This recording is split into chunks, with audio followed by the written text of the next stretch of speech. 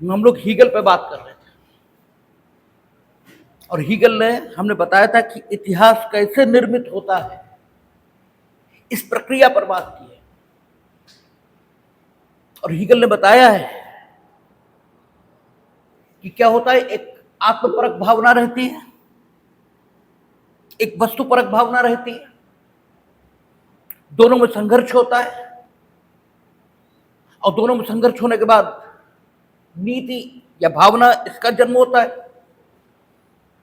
फिर भावना को विभिन्न दृष्टिकोणों से देखा जाता है, निरपेक्ष भावना ये प्राप्त होती है और इस निरपेक्ष भावना को ही उसने राज्य का कानून ये कहा है। हम लोग हीगल के अन्य पक्षों पर कोई विचार नहीं कर रहे, क्योंकि हमारे अध्ययन का जो केंद्र बिंदु है वो हीगल के विधिक विचार है। कानून के संबंध में उसने क्या कहा है, कानून का जन्म उसने कैसे माना है। कानून, नीति यानी नैतिकता, राज्य, इस सब का जन्म आखिर किस प्रकार हुआ, इस विषय पर हीगल का मत क्या है। हम लोग इस पर बात कर रहे हैं क्योंकि हीगल ने अन्य सारी चीजों का जो जन्म है इसी प्रक्रिया से माना है। इसलिए इस प्रक्रिया को समझना यह हमारे लिए जरूरी हो रहा है, क्योंकि हीगल इसी प्रक्रिया से सारी चीजों का जन्म मानता है। वो ये मानता है मूल्य और घटना इसका संघर्ष होगा। आप इसे ये कह सकते हैं कि वस्तुपरक और व्यक्तिपरक, ठीक है, जो भावना इसका संघर्ष होगा। आप ये कह सकते हैं कि मूल्य और प्राकृतिक घटना इसका संघर्ष होगा। प्राकृतिक घटना क्या है? प्राकृतिक घटना है कि आपके मन में अपने हित के संरक्षण की इच्छा है। और मूल्य क्या है? मूल्य है कि सबके हित का संरक्षण होना चाहिए। तो मूल्य प्राकृतिक घटना आप कह लें, व्यक्तिगत भावना, वस्तुगत भावना ये कह लें। इनमें संघर्ष, इसी की उपज सारी चीजें हैं। हीगल इस प्रकार से बात कर रहा है और हमने आपसे कहा था कि हीगल के द्वारा इस प्रकार की बात करने का जो कारण पैदा हुआ वो कारण सैबिनी है, क्योंकि सैबिनी ने यह कहा कि विधि लोक चेतना पर आधारित है।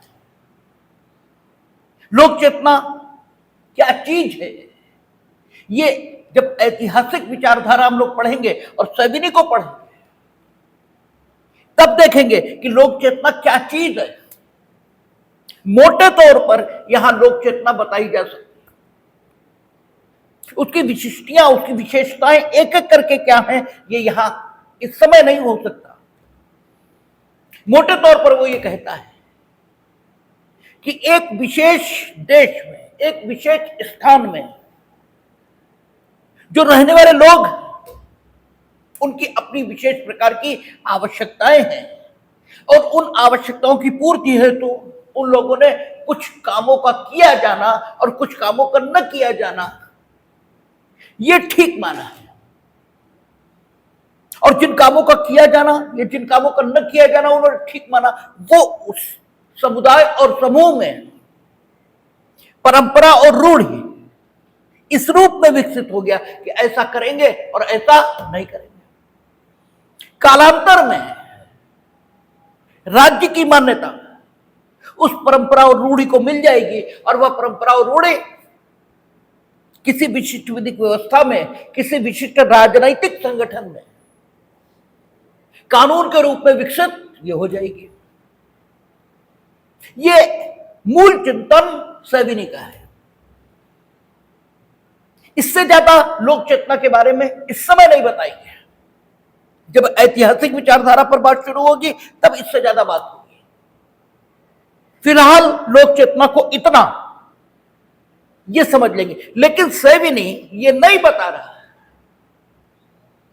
कि ये लोक चेतना जो भी है, ये लोक चेतना आखिर निर्मित कैसे हुई, इसके निर्माण की प्रक्रिया, उस पर सैबिनी कोई दृष्टि ये नहीं डाल रहा।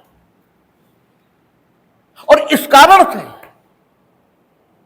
ऐतिहासिक विचारधारा जो प्राकृतिक विचारधारा के विरोध में है, ठीक है, अस्तित्व में आई है।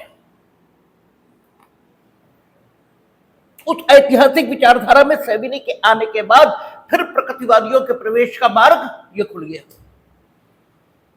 और हीगल सामने आया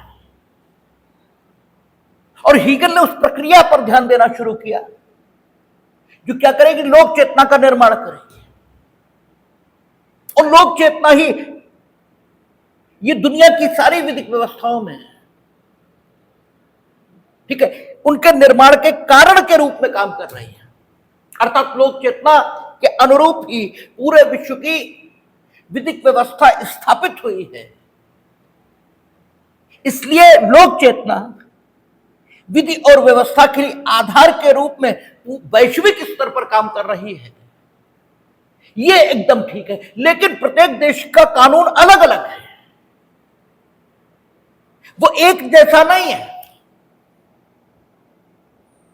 अर्थात लोक चेतना प्रत्येक स्थान की अलग है। तो यहां तक तो बात ठीक है कि लोक चेतना पूरे विश्व में विधिक व्यवस्था का आधार है, लेकिन प्रत्येक देश की लोक चेतना अलग अलग है। एक देश की लोक चेतना दूसरे देश की लोक चेतना नहीं, ठीक है। ऐसा हो क्यों रहा है? तो हीगल इसका कारण बताता है। हीगल कहता है कि प्रत्येक देश में जो मूल्य है उनका अनुभव ये लोगों का भिन्न भिन्न है। इसलिए मूल्य की रक्षा होनी चाहिए। ये तो प्रत्येक स्थान पर लोगों की भावना ये पाई जा रही है, लेकिन स्वयं मूल्य उन्हें किस प्रकार अनुभव हो रहा है वह अनुभव भिन्न है। इसलिए जो अनुभव उन्हें है वे उस रूप में उस मूल्य की रक्षा ये चाहते हैं। जैसे स्वतंत्रता मूल्य है, लेकिन हिंदुस्तान के लोगों को स्वतंत्रता मां बाप के संरक्षण में चाहिए, लेकिन ऑस्ट्रेलिया में मां बाप के संरक्षण में स्वतंत्रता नहीं चाहिए। तो स्वतंत्रता का संरक्षण ये लोक चेतना ऑस्ट्रेलिया में भी है और स्वतंत्रता इसका संरक्षण ये हिंदुस्तान में भी मांग है, लेकिन फिर भी हिंदुस्तान का कानून अलग है और वहां का कानून अलग है। यह बात ठीक है कि हिंदुस्तान का कानून भी लोक चेतना पर आधारित है और ऑस्ट्रेलिया का कानून भी लोक चेतना पर आधारित है। यानी पूरे दुनिया में विधिक व्यवस्था के आधार के तौर पर लोक चेतना ही काम कर रही है, लेकिन लोक चेतना जिन आदर्शों के संरक्षण की मांग कर रही है उन आदर्शों का अनुभवीकरण, उन आदर्शों का अनुभव प्रत्येक विधिक व्यवस्था में रहने वाले लोगों को अलग अलग हो रहा है। और इस कारण प्रत्येक विधिक व्यवस्था में रहने वाले लोग जिस रूप में लोक चेतना का अनुभव कर रहे हैं उस रूप में लोक चेतना के संरक्षण की मांग कर रहे हैं। यह बात ठीक है, लेकिन एक प्रश्न अभी भी अनआंसर्ड है कि आखिर लोक चेतना इसके निर्माण की प्रक्रिया क्या है। तो हीगल इसका उत्तर देता है, और चूंकि वह परम तत्ववादी है तो कुछ तत्वों को प्रकृति में स्वीकार करेगा,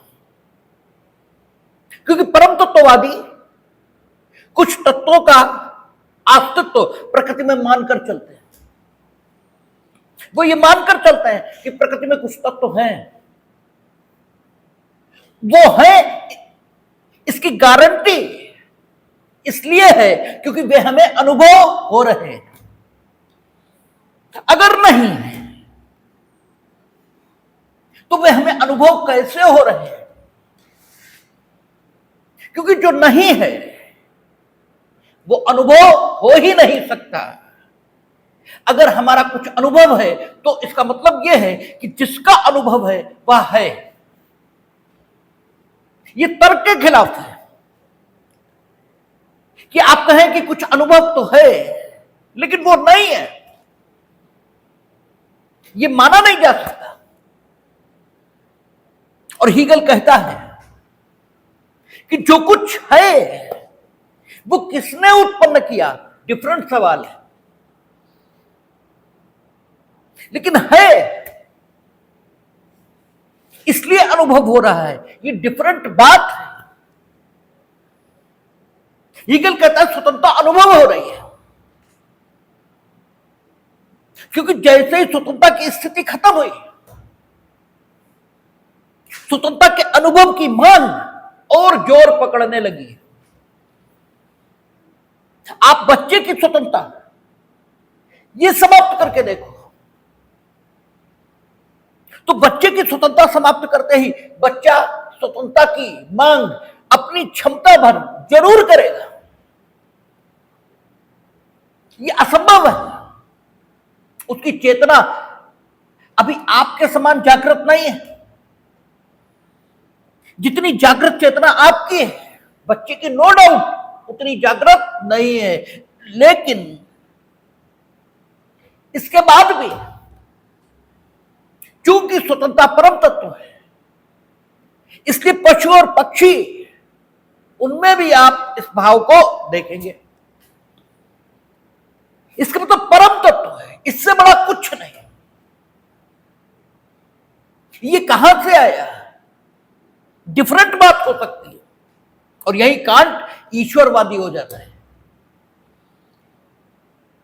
लेकिन हीगल कहता है ये कहां से आया, इससे मतलब नहीं है, लेकिन ये है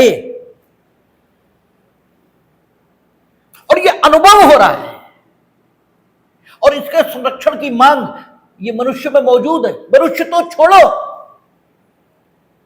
ये प्रत्येक प्राणी में मौजूद है।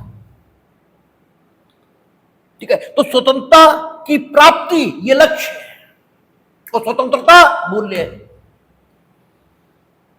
स्वतंत्रता की प्राप्ति ये प्रतिपाद्य विषय है। ठीक है, स्वतंत्रता की प्रतिपाद्य प्राप्ति ये प्रतिपाद्य है। प्रतिपाद्य का मतलब जो हम प्राप्त करना चाहते हैं, जो हम सिद्ध करना चाहते हैं, जो हम पाना चाहते हैं, वह प्रतिपाद्य कहलाता है। ठीक है, और अप्रतिपाद्य, अप्रतिपाद्य क्या हुआ, वो जो है वो अप्रतिपाद्य है, क्योंकि वो तो है ही, उसका प्रतिपादन कैसे करेंगे। जो है उसका प्रतिपादन नहीं हो सकता भाई, जो ऑलरेडी मौजूद है उसे मैन्युफैक्चर थोड़ी कर लोगे। जो नहीं है मैन्युफैक्चर वही हो सकता है, क्योंकि स्वतंत्रता है इसलिए वो अप्रतिपाद्य है। देखिए, स्वतंत्रता तत्व है, अभी विचार पैदा नहीं हुआ। ठीक है, विचार बात की चीज है, विचार तो संघर्ष से आएगा, अभी विचार नहीं है, अभी तो सिर्फ तत्व है, स्वतंत्रता है। और चूंकि सबको है इसलिए समानता है, लेकिन समानता डेरिवेटिव है स्वतंत्रता का। समानता स्वतंत्र रूप से है नहीं, इंडिपेंडेंट एग्जिस्टेंस ये समानता का हो, इक्वलिटी का हो, नहीं, ये बात नहीं है। इंडिपेंडेंट एग्जिस्टेंस जिस चीज का है वो लिबर्टी है, स्वतंत्रता है। कहता है कोहलर जो इसका शिष्य है, ठीक है, ये कानून को स्वतंत्रता के संरक्षण का विचार ये मानेगा। और चूंकि कोहलर इसका शिष्य इसी की बात को आगे बढ़ाएगा, इसलिए मूल रूप से इसी की बात लेगा। लेकिन चूंकि शिष्य हमेशा अपने गुरु से आगे होगा, इसलिए कोहलर इसमें डेवलपमेंट करेगा और कोहलर कहेगा कि ये स्वतंत्रता के संरक्षण का विचार नहीं है, ये मीनिंग देयर बाय कानून, कानून मीनिंग देयर बाय राज्य का कानून, बल्कि ये सभ्यता के संस्कृति के संरक्षण का विचार है। ठीक है ना। और संस्कृति क्या है, इसको डिफरेंट रूप में कोहलर परिभाषित करेगा। कोहलर कहेगा कि जो अब तक है उसका ज्ञान और नई उत्पत्ति और नई गतिविधि, इसे करने को जो तैयार है वही सुसंस्कृत है, वही सुसंस्कृत है। और गतिविधि हमेशा पॉजिटिव अर्थों में ली जाएगी। ठीक है ना। जैसे हम बार बार कहते हैं कि हरकत और कृत्य फर्क है। अगर हम आपसे कहें कि ये करो, मीनिंग देयर बाय इसे करने का जो तरीका है उस रूप में इसे करो, ये हमने कहा है। हमने ये नहीं कहा है कि इसे करो मीनिंग देयर बाय चाहे जैसे करो, नो, ये नहीं है लक्ष्य। बोलने का जो स्वाभाविक तरीका है उसी ढंग से बोला जाएगा। ठीक है। तो आपसे अगर कृत्य इसकी बात हुई है, इसका मतलब कुकृत्य या हरकत जिसको कहा जाता है वो इससे एक्सक्लूड है, वो इसमें इंक्लूड नहीं है। यद्यपि कृत्य में भी है। अगर साइंस के मुताबिक कृत्य को डिफाइन करें तो एक निश्चित दिशा में बल लगाया जाएगा और हरकत में भी यही होगा, कुकृत्य में भी यही होगा। लेकिन all these are not equivalent. इनमें यू में, ठीक है, डिफरेंशिएट, ठीक है, you may make a difference among them. आप कर सकते हैं, कोई दिक्कत नहीं। तो संस्कृति, ये सुसंस्कृत, आप इन शब्दों का समाज में बड़ा उपयोग सुनते हैं। ठीक है। लेकिन सबसे बड़ी बात है कि जिस तरह आप ये जानते ही नहीं कि कानून क्या है और कानून दो होने की बात करते हैं। जैसे आज हम पढ़ रहे थे किसी का, ठीक है, लोग कर क्या रहे हैं, लोग सिर्फ पॉलिटिकल लीडर्स की बात सुनकर उनकी बात को डिट्टो करने लगते हैं। मुख्यमंत्री ने कहा, प्रधानमंत्री ने कहा कि जो नए आपराधिक कानून आज से लागू हो रहे हैं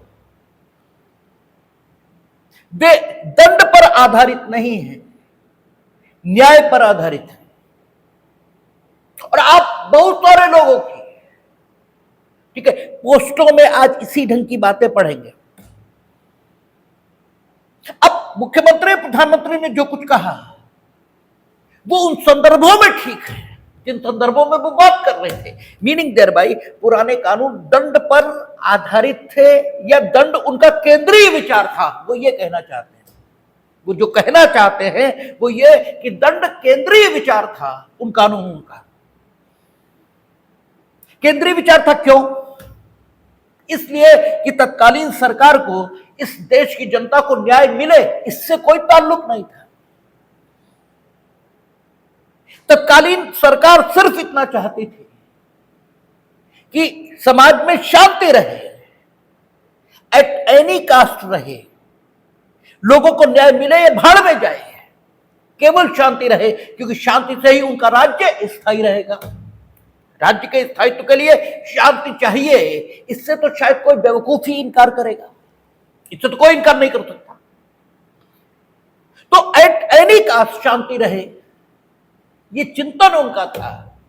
अब चूंकि स्थिति बदली है, इसलिए हमने जो कानून पारित किया, ऐसा सरकार का कहना है, उसका केंद्रीय विचार, ठीक है, वो क्या है? पीड़ित को न्याय। ठीक है, पीड़ित को न्याय। पीड़ित वो भी हो सकता है जिस पर अभियोजन चल रहा है, पीड़ित वो भी हो सकता है। और पीड़ित वो भी हो सकता है जो अभियोजन चला रहा है, दोनों हो सकते हैं। इसलिए न्याय, पीड़ित को न्याय, ये इसलिए एफआईआर ऑनलाइन होगी, ये प्रोविजन भी है। ट्रायल स्पीडी चलेगा, ये प्रोविजन भी है। छोटी चोरी की है, सामुदायिक सेवा देंगे दंड के रूप में। झपटमारी की है तो आपको सजा ही मिलेगी, फिर उसमें सामुदायिक सेवा नहीं है, ठीक है। तो पीड़ित को दंड, पीड़ित को दंड। आपने देखा था कि दस्तावेजी साक्ष्य की परिभाषा में मौखिक स्वीकृति को लाए, ठीक है। तो पीड़ित को न्याय है, ये हमारा केंद्रीय विचार है। और इस पीड़ित को न्याय, जैसे पहले क्या हो रहा था, राज्य ये मुकदमा चलाएगा, जो पीड़ित है उसे कोई हक नहीं है कि वह अपने अधिवक्ता को नियुक्त कर सके, ठीक है ना, कोई हक नहीं है। अब आप कचहरी वकीलों से पूछोगे तो तुरंत कह क्या ऐसा कैसे, रोज ही होता था। यस, होता था, लेकिन पीड़ित अधिवक्ता नियुक्त नहीं कर सकता था। पीड़ित असिस्ट करने के लिए, असिस्ट करने के लिए, यानी लोक अभियोजक को सिर्फ असिस्ट करेगा जो प्राइवेट अधिवक्ता नियुक्त किया जाएगा पक्षकार की ओर से, ठीक है। यानी पीड़ित जिसे कह रहे हो, जो मुकदमा चला रहा है, वो अगर अपना अधिवक्ता नियुक्त करता है प्राइवेट, तो वो लोक अभियोजक को असिस्ट करेगा। अब असिस्ट करने में और अधिवक्ता होने में फर्क क्या है? असिस्ट करने में आप नहीं बोलोगे,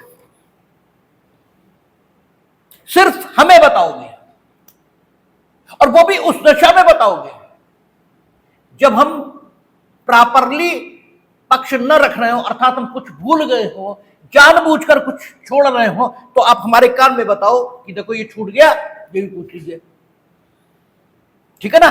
आप खुद कुछ भी नहीं कर सकते, ठीक है, आप खुद कुछ नहीं करेंगे।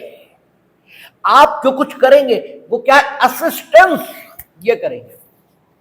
और वहां आपने पिछली सीआरपीसी पढ़ी है, उसमें क्या लिखा है कि मामले के अंत में न्यायालय की अनुमति से, ठीक है, वो मौखिक बहस या लिखित बहस ये भी कर सकता है। यानी स्वतंत्र रूप से आपका कोई राइट नहीं है। और पहले क्या हो रहा था, सरकारी वकील साहब, हम खुद सरकारी वकील हैं इसलिए कहने का पूरा हक रखते हैं, ना होते तो शायद ये बात नहीं बोलते हैं, ठीक है। सरकारी वकील साहब क्या कर रहे हैं, पैसे ले रहे हैं, रिश्वत ले रहे हैं, और कुछ नहीं कह रहे हैं जो उन्हें कहना चाहिए, चुप खड़े हैं मुंह बांधे, और जो असिस्ट कर रहा है वो कुछ कर नहीं पा रहा, ठीक है। हालांकि सुप्रीम कोर्ट तक ने ये कहा है कि अगर ये स्थिति पैदा हो रही है तो प्राइवेट काउंसिल को पूरा हक है कि वो असिस्ट न करे बल्कि संचालन करे।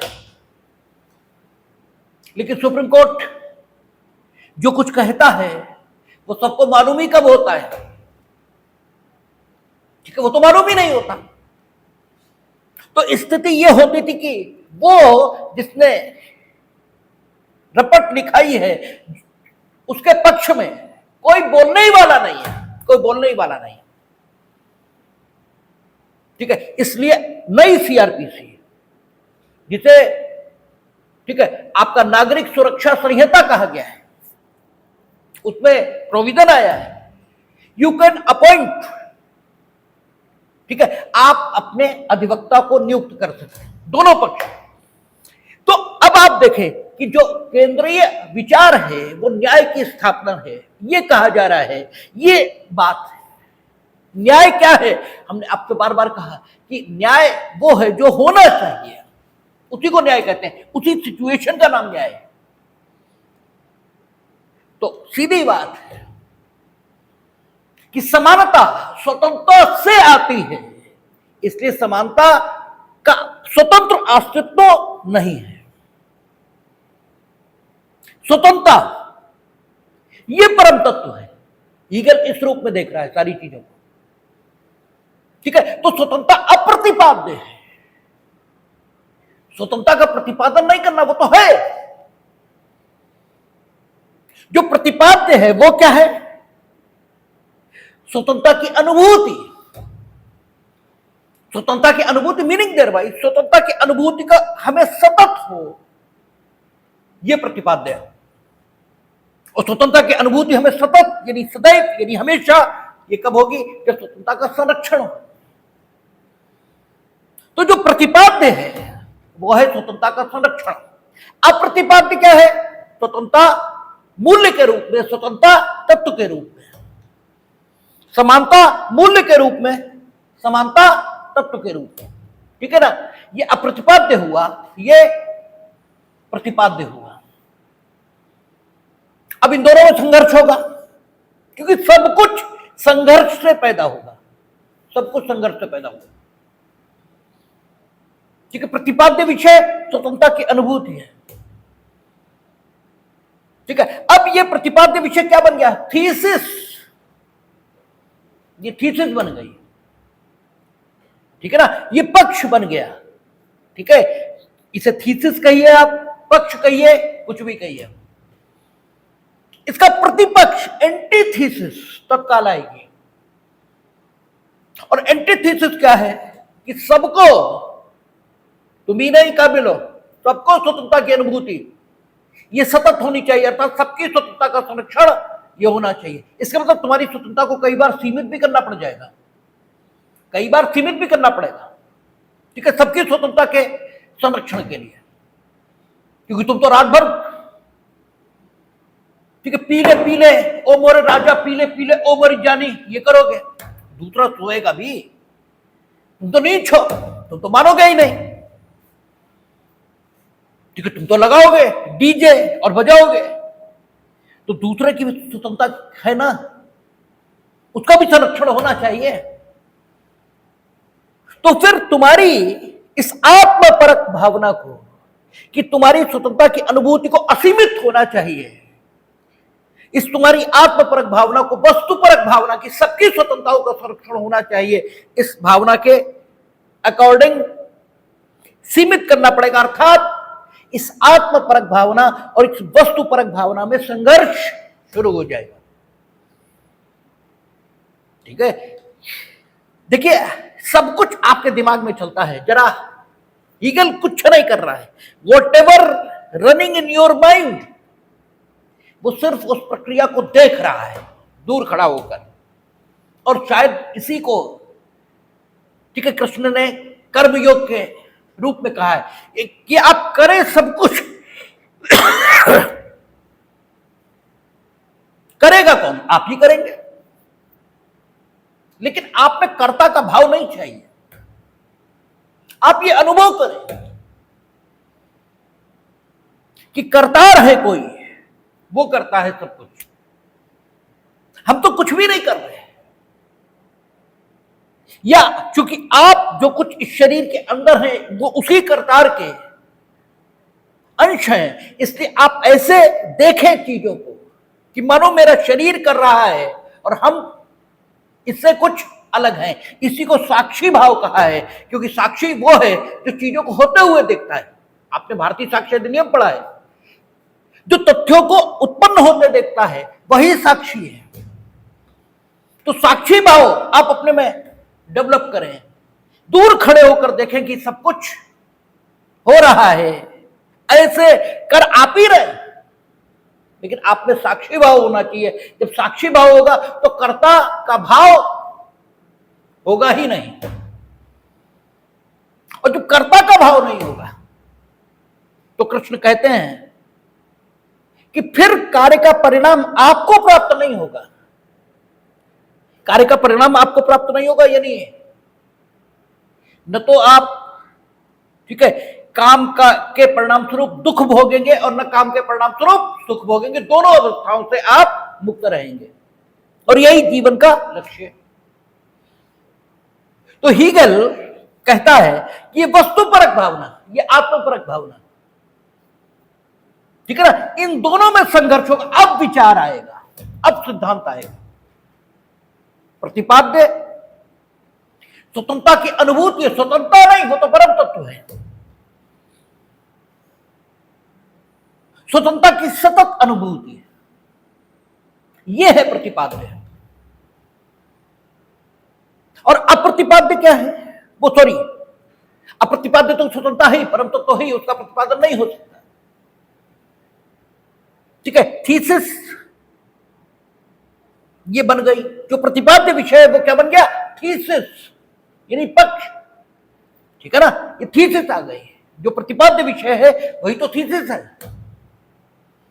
ये तो आप पीएचडी में भी करते हो, जो प्रतिपाद्य है वही तो आपकी थीसिस है। अब इसका एंटीथीसिस तत्काल आएगा कि सबकी स्वतंत्रता का संरक्षण होना चाहिए, सबकी स्वतंत्रता का संरक्षण, तो आपकी इस आत्मपरक भावना को सीमित करना ही होगा। दोनों में संघर्ष हुआ, थीसिस एंड एंटीथीसिस में। अब क्या आया? सिंथेसिस। और ये जो सिंथेसिस है यही विचार है, यही सिद्धांत है। इसीलिए वो कहता है, सिंथेसिस को हिंदी में क्या बोलता है? संश्लेषण। वो कहता है विचार या सिद्धांत संश्लेषण की अभिव्यक्ति है, जो पक्ष और प्रतिपक्ष में संघर्ष के कारण आ रहा है। बस हमने उस दिन भी कहा था, आज फिर कह रहे हैं, दोहरा रहे हैं बात को कि फिक्टे ये सब कुछ आदमी के दिमाग में होता देख रहा है, वो समाज में होता देख रहा है, और वो कुछ नहीं कर रहा है। हीगल सिर्फ खड़े होकर सारी चीजों को सिर्फ देख रहा है और कुछ भी नहीं कर रहा। ऐसे ही चलता है आपका दिमाग। जरा अपने दिमाग को चलते हुए देखिए, तभी हम कह रहे हैं हीगल साक्षी भाव पर है। इसीलिए हम कहते हैं कि विचारक कोई हो, चाहे कृष्ण बोल रहे हो चाहे हीगल बोल रहे हो। और इसीलिए शायद भारतीय दर्शन में कहा है कि एकम सत्यम विप्रा बहुधा वदंती। सत्य तो एक ही है, ठीक है। विप्रजन विद्वज्जन इसे भिन्न भिन्न ढंगों से कहते हैं, यही तो कृष्ण कह रहे हैं। और हीगल बिना उस बात को कहे उसे कर रहा है। आपके दिमाग में ऐसे ही तो चलती हैं चीजें। आप जरा देखिए, अपने विचार की प्रक्रिया को ध्यान से देखिए, तो ऐसे ही होता है। जैसे ही आप सोचते हैं ऐसा किया जाए, तत्काल आपके दिमाग में आता है ऐसा करेंगे तो ऐसा हो जाएगा, ऐसा हो जाएगा। फिर दोनों में संघर्ष होता है। फिर आप कहते हैं कि अच्छा ऐसा होगा, ऐसा करना है हमें, ये प्रतिपाद्य हुआ। ऐसा करना है, ये प्रतिपाद्य है, ठीक है। और जो वैसा होने से रोक रहा है वो प्रतिपाद्य है। अब कैसे करें जो हमें करना है? दोनों में संघर्ष हुआ। अच्छा ये रास्ता है, ऐसे करना है।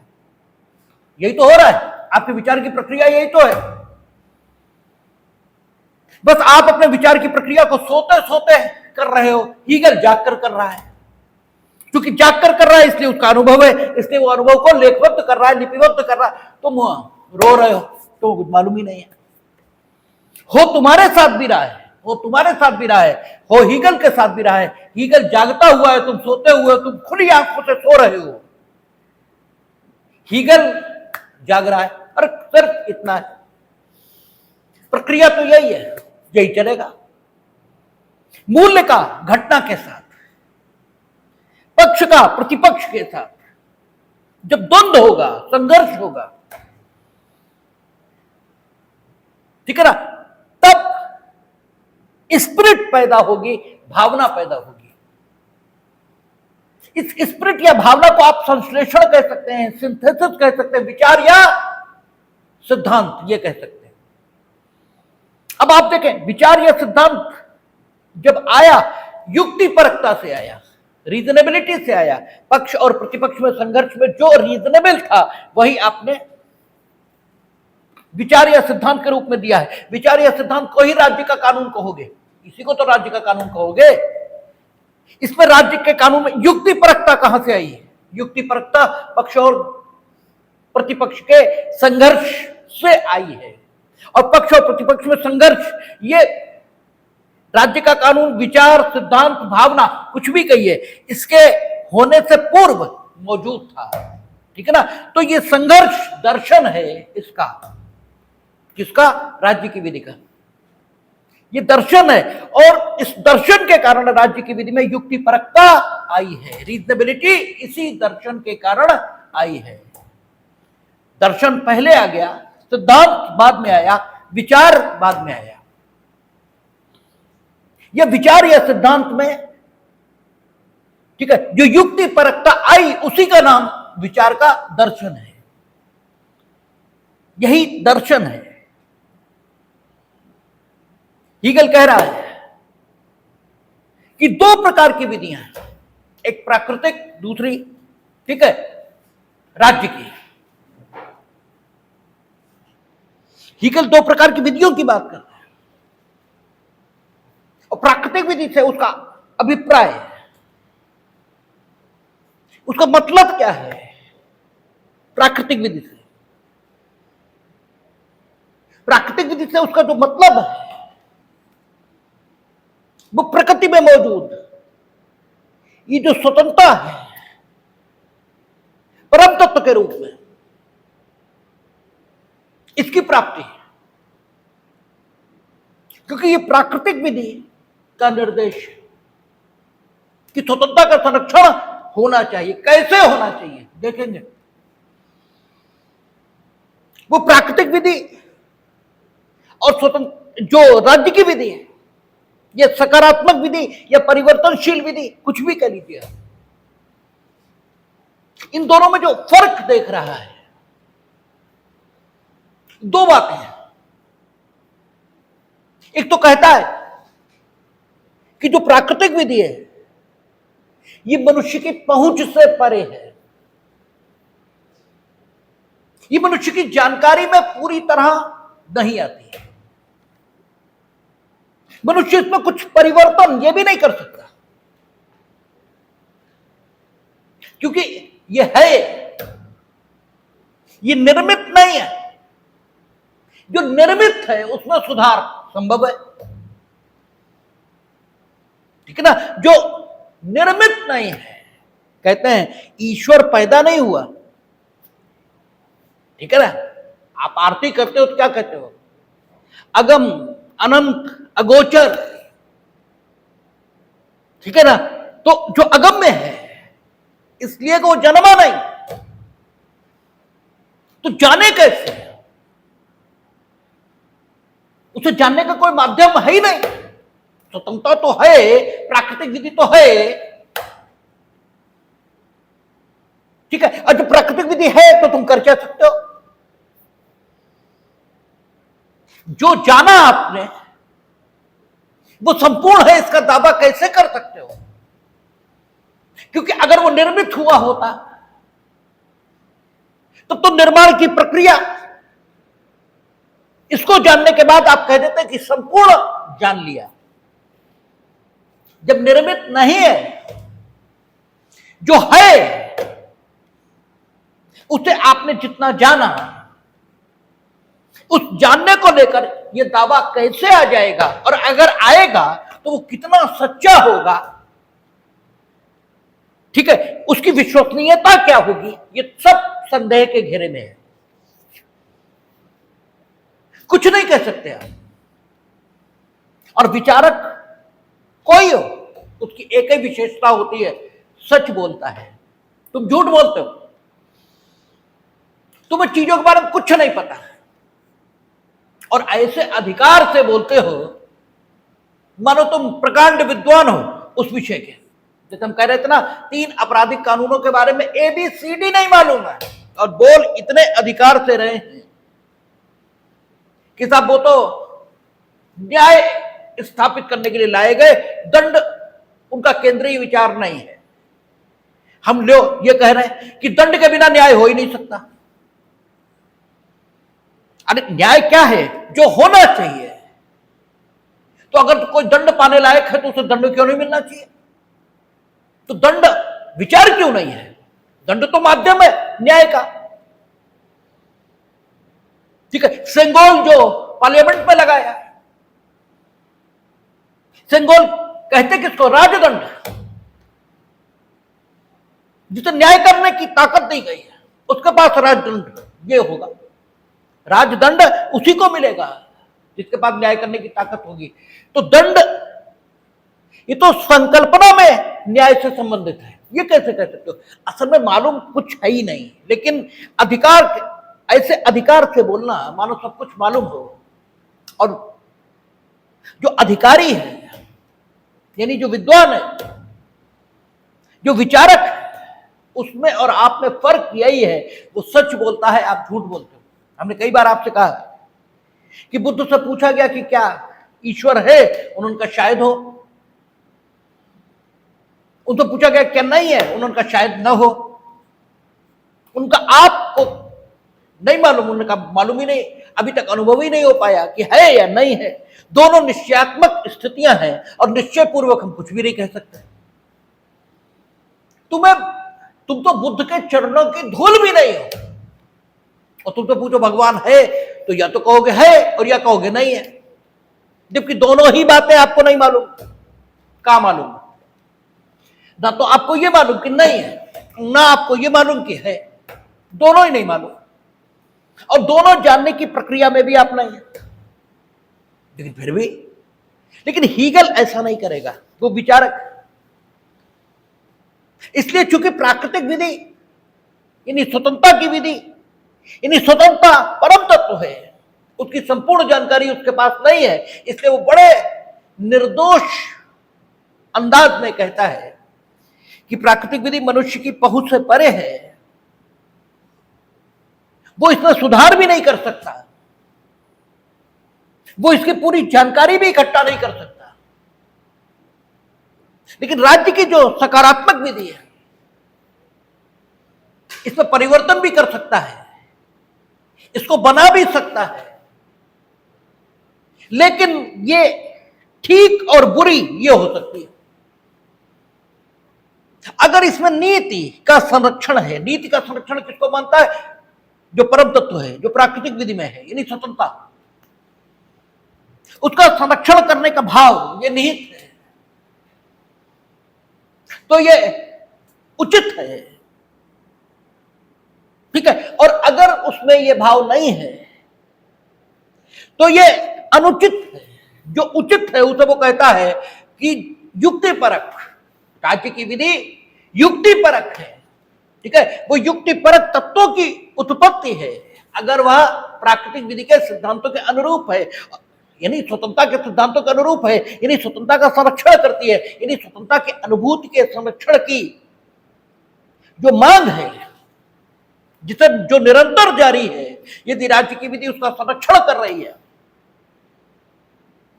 तो राज्य की विधि युक्तिपरक तत्वों की उपज है, ठीक है ना। लेकिन ये अयुक्तिपरक तत्वों की उपज भी हो सकती है, यही फर्क है। प्राकृतिक विधि अयुक्तिपरक तत्वों की उपज हो ही नहीं सकती, वो युक्तिपरक आवश्यक रूप से है।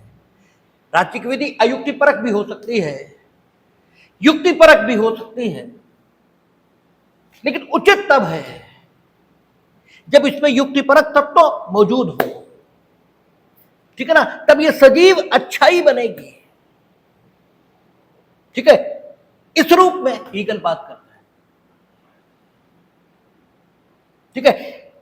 हीगल कहता है क्योंकि स्वतंत्रता का अनुभव विभिन्न विधिक व्यवस्थाओं के लोगों में भिन्न भिन्न तरह से है, इसलिए अपने अपने देश में स्वतंत्रता के संरक्षण की यह मांग ऐतिहासिक रूप से भावना के रूप में प्रतिबिंबित हुई है, और यह उस विश्व भावना का प्रतिबिंब है, या यह उस विश्व भावना की भाग है जो पूरे विश्व में पाई जा रही स्वतंत्रता का संरक्षण होना चाहिए, ठीक है ना। इसलिए हीगल विधि की परिभाषा देता है, ठीक है। कहता है विधि ऐतिहासिक तत्वों की उपज है जो उस पर्टिकुलर राष्ट्र की राष्ट्रीय भावना में प्रतिबिंबित होती है और जो विश्व भावना का भाग है, ठीक है ना।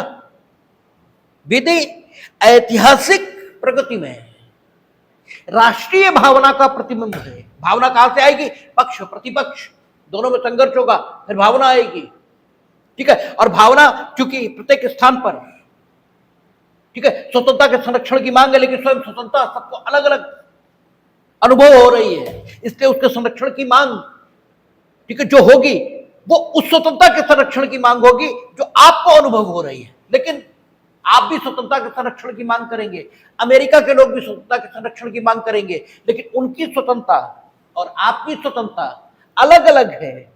ठीक है, इसलिए ये यूं कहें, आप जिस स्वतंत्रता को जानते हैं और वो जिस स्वतंत्रता को जानते हैं, वो दोनों अलग अलग हैं, उसके पक्ष अलग हैं। जैसे हाथी की सूंड तुमने देखी, उन्होंने पैर देखे, दोनों हाथी के संरक्षण की मांग कर रहे हैं।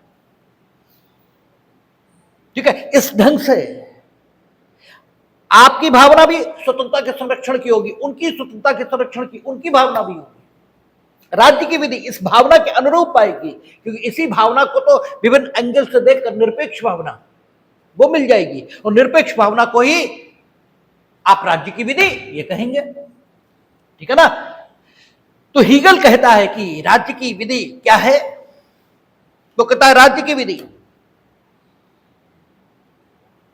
राष्ट्र ऐतिहासिक प्रगति में अभिव्यक्त राष्ट्रीय भावना का प्रतिबिंब है। राज्य की विधि प्रतिबिंब है, रिफ्लेक्शन है उस राष्ट्रीय भावना का जो ऐतिहासिक प्रगति में किसी देश में विकसित हुई है। ठीक है, और ये उस विश्व भावना का भाग है जो पूरे विश्व में पाई जा रही है, स्वतंत्रता के अनुभूति के संरक्षण की मांग। ठीक है ना। तो ये विश्व भावना के ठीक है अंग के रूप में विकसित हुई है। हीगल राज्य को भी संघर्ष की उपज मानेगा, क्योंकि हर जगह हम शांति चाहते हैं, हम न्याय चाहते हैं, हम सब चाहते हैं, आत्मपरक भावना, वस्तुपरक भावना। ठीक है, राज्य उत्पन्न हो गया। ठीक है ना। तो हीगल कहता है कि विशिष्ट का, ठीक है, सामान्य के साथ, आत्मपरक का वस्तुपरक के साथ कह लो, विशिष्ट का सामान्य के साथ कह लो, मूल्य का प्राकृतिक घटना के साथ कह लो। ठीक है ना। या जो वास्तविक सार है, ठीक है ना, और जो इस समय घट रहा है, इन दोनों का। ठीक है ना। या फिर यथार्थ जो इस समय का है, ठीक है ना, और जो वास्तविक है, इसके बीच जो संघर्ष है, यही सारी चीजों को जन्म दे रहा है।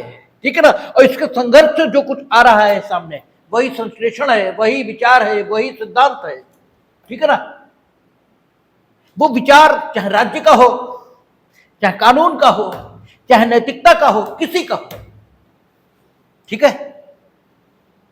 लेकिन ये राज्य है चूंकि युक्तिपरक तत्वों की उपज है। ठीक है ना। राज्य चूंकि युक्तिपरक तत्वों की उपज है, इसलिए राज्य का सदस्य होना यह मनुष्य की सबसे बड़ी उपलब्धि है, यह हीगल कहता है। आपका प्री में पूछ लिया जाता है कि राज्य का सदस्य होना सबसे बड़ी उपलब्धि जीवन की किसने मानी है, मानव जीवन की? हीगल ने। हीगल कहता है राज्य, क्योंकि राज्य कैसा है, युक्तिपरक तत्वों की उपज। ठीक है ना। और वास्तविकता में उत्पन्न हुआ है। भाई राज्य युक्तिपरक तत्वों की उपज है, तो जो कुछ उपज है वो तो वास्तव में है ना। ठीक है। आप उपज शब्द जिस भाव भूमि से आता है, खेती की, ठीक है ना, उसमें देखें तो उपज क्या है, जो मूर्त है, जो दिखती है, जिसका अनुभव है। ठीक है। तो राज्य, नीति, कानून, इस सबको चूंकि हीगल युक्तिपरक तत्वों की उपज मानता है, ठीक है ना, इसलिए ये सब मूर्त वास्तविकताएं हैं उस अमूर्त की, जो स्वतंत्रता नाम के परम तत्व से द्वंद्वात्मक संघर्ष के माध्यम से प्राप्त हो गई। ठीक है। इसलिए हीगल के दर्शन को अमूर्त से मूर्त की यात्रा यह भी कहा जाता है। अमूर्त से चले और सिंथेसिस के माध्यम से मूर्त तक आ गए। ठीक है। इस ढंग से हीगल ने सारी चीजों की उत्पत्ति मानी है। आपकी किताब में संविदा विधि का उदाहरण दिया है। उन्होंने कहा कि सबसे पहले आपके पास संपत्ति होती है, आप उसके मालिकाना हक के नाते उसका स्वतंत्रता पूर्वक उपभोग ये करना चाहते हैं।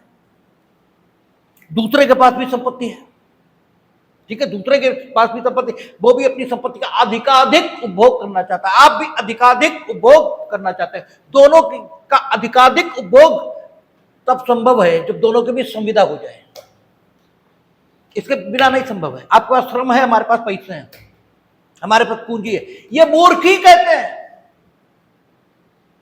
कि किसान महान है या जवान महान है या फिर श्रमिक महान है। श्रम महान है, श्रम महान है, और उस श्रम का प्रकटीकरण किसान अलग ढंग से करता है, श्रमिक अलग ढंग से करता है, सैनिक अलग ढंग से करता है, शिक्षक अलग ढंग से करता है, जज अलग ढंग से करता है। श्रम सब कर रहे हैं, महान सिर्फ श्रम है और कोई नहीं महान है। जिन हमारे यहाँ एक परंपरा चलती है, कभी कोई किसान अन्नदाता हो जाता है, कभी जवान, कभी किसान, कभी कुछ कभी कुछ। क्यों? हम लोग मूर्ख हैं, हम लोग पॉलिटिकल लीडर्स को फॉलो करते हैं, उन्होंने जो कह दिया हम लेकर चल पड़े। क्यों? हम मूर्ख हैं। हमें इतनी सी बात समझ में नहीं आती कि पॉलिटिकल लीडर गलत नहीं होते, वो वही कहते हैं जो जनता को पसंद होता है, और जनता को पसंद होता है ये भी नहीं कहना चाहिए जो अधिसंख्य जनता को पसंद होता है, क्योंकि उन्हें वोट चाहिए। हमने आपसे पहले भी कहा था एक बार कि लोकतंत्र शासन की सबसे अच्छी प्रणाली है। नहीं, कतई नहीं। ये अब तक ज्ञात शासन प्रणालियों में सबसे अच्छी है, अब तक ज्ञात, ये सबसे अच्छी नहीं है।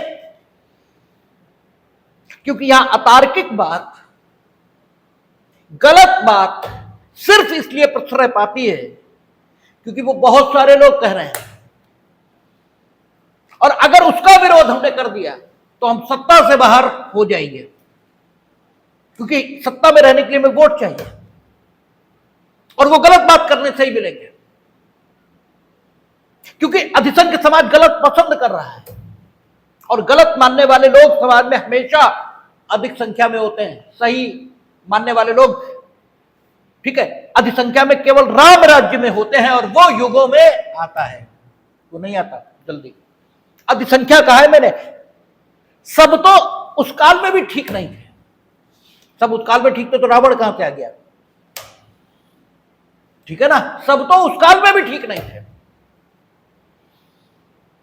ठीक है, लेकिन अधिसंख्य लोग ये राम राज्य में ही ठीक होते, बाकी सब ऐसे ही होते हैं। तो लोकतंत्र में नेता तो वही बोलता है जो जनता को पसंद होता है, और जनता हमेशा गलत बात पसंद करती है।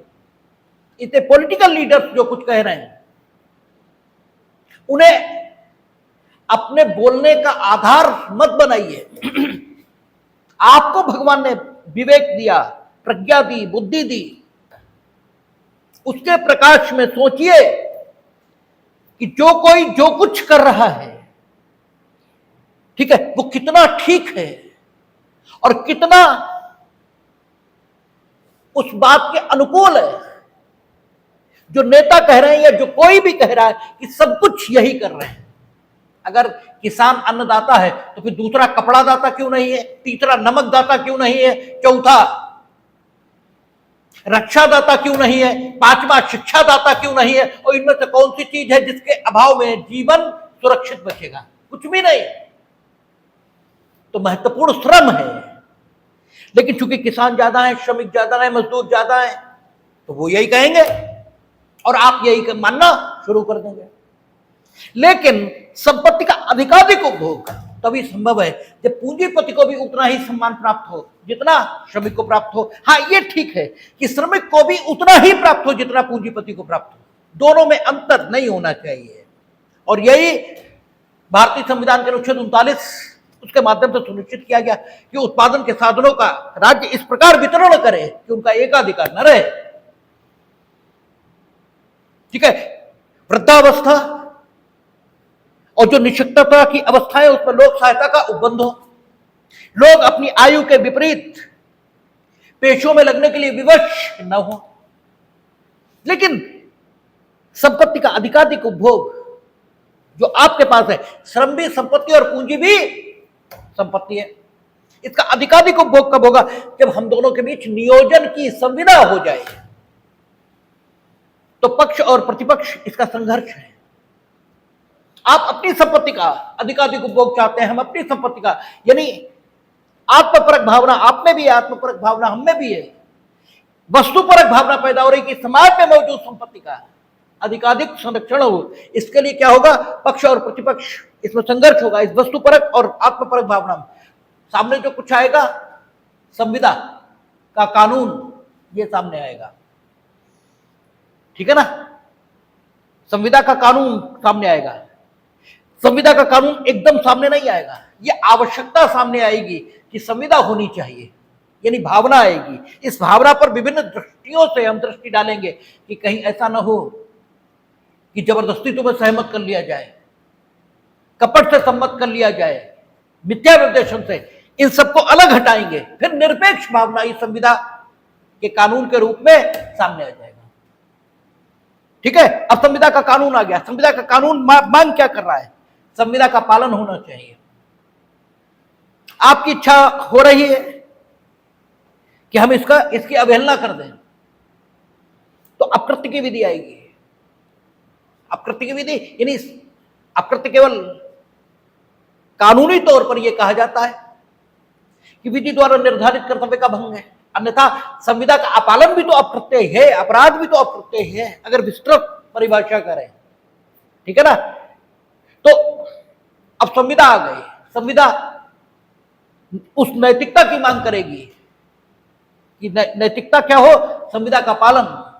आपकी इच्छा क्या होगी, भंग करें, तो संविदा भंग का कानून आएगा, नैतिकता और इसके संघर्ष, ठीक है ना, नैतिकता और इसमें संघर्ष होगा, नैतिक इसका कानून आएगा। और नैतिकता और अपकृत्य इसके संघर्ष से सामाजिक नीति बनेगी। सामाजिक नीति क्या होगी कि संविधाओं का पालन होना चाहिए। इसी ढंग से परिवार का जन्म हुआ, इसी ढंग से समाज का जन्म हुआ, इसी ढंग से हीगल कहता है हर चीज का जन्म हुआ। आत्मपरक भावना, वस्तुपरक भावना, दोनों के बीच संघर्ष। भावना, भावना को विभिन्न दृष्टियों से देखा, निरपेक्ष भावना। ये निरपेक्ष भावना कभी तो राज्य के रूप में, कभी नैतिकता के रूप में, कभी कानून के रूप में ये प्रकट हुई है। इस ढंग से हीगल राज्य का विकास ये देखता है। और चूंकि है क्या, हमारी जो विधि और व्यवस्था है ये पश्चिम की उपज है, हमने इंग्लैंड की विधिक व्यवस्था को अपनाया है, ठीक है। इसलिए हमें विधि और व्यवस्था इसकी उत्पत्ति के लिए या इसकी उत्पत्ति को जानने के लिए पश्चिम के विचारकों को पढ़ना पड़ता है। यही कारण है कि हम सुकरात, अरस्तु, Plato, Zeno, Cicero, Rousseau, Saint Augustine, Thomas Aquinas, Grotius, Pufendorf, Spinoza, Hobbes, Locke, Rousseau, Wolff, ठीक है, कांट और आपका हीगल, फिक्टे, इनको पढ़ते हैं। इसका मतलब यह नहीं है कि हमारी संस्कृति में कोई विकास ही नहीं हुआ, ठीक है। यह भाव भी पैदा होने लगता है कि इसका मतलब हमारे यहां कुछ हुआ ही नहीं, चूंकि हमने पश्चिम के जो विधिक विचार हैं उनको अपनी विधिक व्यवस्था के रूप में स्वीकार किया है। तो वे विचार जिन्होंने दिए या जिस दर्शन से आए, ठीक है, उस दर्शन को हमें पढ़ना पड़ता है, इसलिए ये विचारक पढ़े जाते हैं। तो हीगल के मुताबिक राज्य की विधि कैसे आई, द्वंद्वात्मक संघर्ष से, ये हीगल है। अब हीगल के बाद मॉडर्न विचारक आएंगे, मॉडर्न विचारक आएंगे, ठीक है। प्राकृतिक विधि के, प्राकृतिक विधि की शुरुआत 18वीं शताब्दी में हुई, 19वीं शताब्दी में हुई वैज्ञानिक प्रगति के कारण, ठीक है। जो प्राकृतिक विधि के विचार थे वे वैज्ञानिक रूप से सत्य नहीं पाए गए, इसलिए 19वीं शताब्दी में प्राकृतिक विधि को सेटबैक ये लगा और जो दो स्कूल पैदा हुए, एनालिटिकल और हिस्टोरिकल। लेकिन एनालिटिकल और हिस्टोरिकल स्कूलों के चलते जब वर्ल्ड वॉर हुई, फर्स्ट और सेकंड, ठीक है ना, तब ये कुछ कर ही नहीं पाए। इनके हिसाब से जो अत्याचार किए गए वे सारे के सारे उचित साबित हुए। फिर मूल्यों की जरूरत पड़ी विधिक व्यवस्था में, और फिर दोबारा से प्राकृतिक विचारधारा विधायन के क्षेत्रों में महत्व पा गई और मॉडर्न विचारक ये सामने आने शुरू हुए प्राकृतिक विधि के। और वो कौन कौन से? कोहलर, स्टेमलर, डेल्वेचियो, जेम फिनिस, ठीक है, आपका जॉन रॉल्स, ये लोग हैं। तो अब मॉडर्न काल शुरू होगा प्राकृतिक विधि विचार में, देखेंगे, कल बात करें।